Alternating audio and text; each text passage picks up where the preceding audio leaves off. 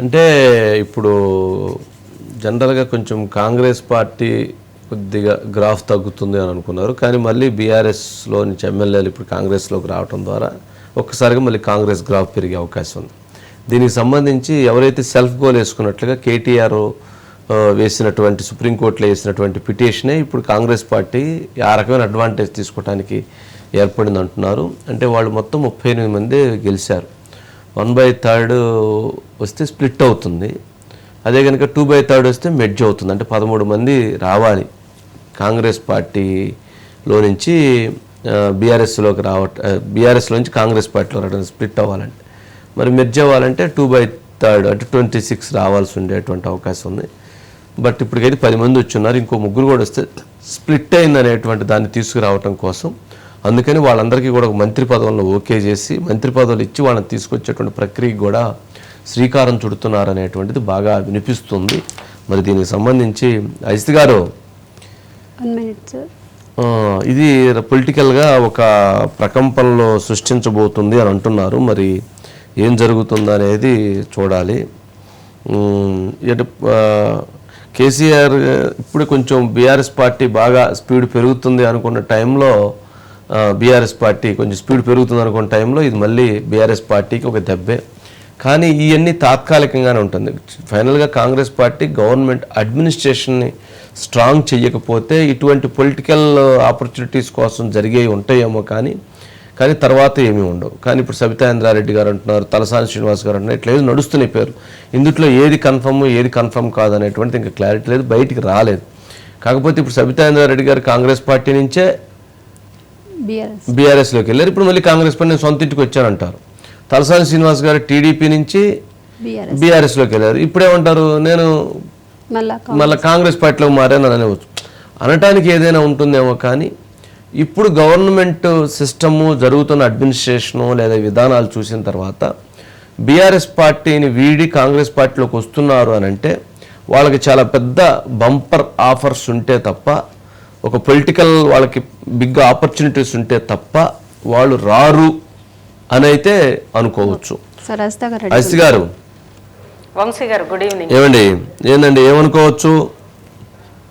ఖచ్చితంగా వంశీ గారు, ఎందుకంటే ఒకటి కాంగ్రెస్ పార్టీ రాష్ట్రం అంతా గెలిచింది కానీ తెలంగాణ అంటే హైదరాబాద్ మెయిన్ కదా వంశీ గారు. హైదరాబాద్ కాకుండా ఎన్ని చోట్ల గెలిచినా కానీ హైదరాబాద్ నగరం మీద పట్టు లేనిది పూర్తిగా పట్టు రాష్ట్రం మీద సాధించినట్లు కాదు వంశీ గారు. ఆ నేపథ్యంలోనే హైదరాబాద్ లో ఎక్కడా కూడా ఒక్క సీటు కూడా కాంగ్రెస్ పార్టీ గెలవని పరిస్థితుల్లో ఖచ్చితంగా కాంగ్రెస్ పార్టీ ఇక్కడ హైదరాబాద్ సిటీ మీద పట్టు సాధించాలనుకుంటోంది వంశీ గారు. దాంట్లో భాగంగానే హైదరాబాద్ సిటీకి సంబంధించి మొదటి నుంచి కూడా ఎంతో మంది ఎమ్మెల్యేలు ఆల్రెడీ ఇప్పటికే అరకిపూడి గాంధీ గారు, లేదంటే ఈవెన్ మాగంటి జూబ్లీ హిల్స్ కు సంబంధించి మాగంటి గోపీనాథ్ గారు, అదేవిధంగా ప్రకాష్ గౌడ్ గారు, వీళ్ళంతా కూడా ఆల్రెడీ లైన్లో ఉన్నారు, చేరారు. కొంతమంది టెక్నికల్గా జరగకపోయినా సరే వాళ్ళకి సంఘీభావంగా ఉన్నారు. ఎందుకంటే ఇప్పుడు సుప్రీంకోర్టులో కేసు ఉంది కాబట్టి టెక్నికల్గా చేరలేదు. మొత్తం 38 మంది బీఆర్ఎస్ ఎమ్మెల్యేలు, దాదాపు 13 మంది ఇప్పుడు కాంగ్రెస్లో చేరడానికి సిద్ధంగా ఉన్నారు వంశీ గారు. సిటీ వాళ్ళు కాకుండా సిటీకి సంబంధించి ఇప్పుడు మరో 10 మందిని గనక చేర్చుకుంటే ఓవరాల్గా రాష్ట్రం మొత్తం మీద సుప్రీంకోర్టులో ఇప్పటికే కేసు నడుస్తోంది కాబట్టి సుప్రీంకోర్టు కూడా అసెంబ్లీ కార్యదర్శికి కానీ శాసనసభ స్పీకర్కి కూడా నోటీసులు ఇచ్చి ఎన్ని రోజులు ఇది ఇలా చేస్తారు అని చెప్పి సుప్రీంకోర్టు చాలా గట్టిగా ఉంది కాబట్టి పార్టీ ఇది ఫిరాయింపు కాకుండా మెర్జర్ చేసుకోవాలి పూర్తిగా అనేది కాంగ్రెస్ పార్టీ చూస్తోంది. దానికి అనుగుణంగానే చాలా శరవేగంగా పావులు గదుపుతోంది వంశీ గారు. ఒకవేళ ఆ రోజు కోర్టుకి వెళ్లకుండా ఉంటే ఏమన్నా కొంత డిలే అయ్యేదేమో. ఈ రోజు శరవేగంగా పావులు గదుపుతోంది. దాంట్లో భాగంగానే ఇప్పుడు అంటే 13 మంది ఇప్పుడు ఆల్రెడీ ఉన్నారు. ఈ 13 మంది కాకుండా మొత్తం 38 మందిలో మినిమం అంటే 26 మంది 25 నుంచి 25 వరకు కూడా 25 నుంచి 26 వరకు కూడా ఒకవైపు తీసుకుంటే మెర్జర్కి వెళ్ళొచ్చు అనే భావన ఉంది వంశీ గారు. లేనప్పుడు ఖచ్చితంగా సరే స్ప్లిట్ అయినా చేస్తారు. ఎందుకంటే ఇంకో 3 రావడం, ఆల్రెడీ 13 మంది ఉన్నారు కాబట్టి స్ప్లిట్ అవ్వడానికి అవకాశం ఉంది. ఇందులో ప్రధానంగా ఇప్పటి వరకు కూడా రేవంత్ రెడ్డి కేబినెట్ లో 12 మంది మంత్రులు ఉన్నారు వంశీ గారు. 6 ఖాళీలు ఉన్నాయి.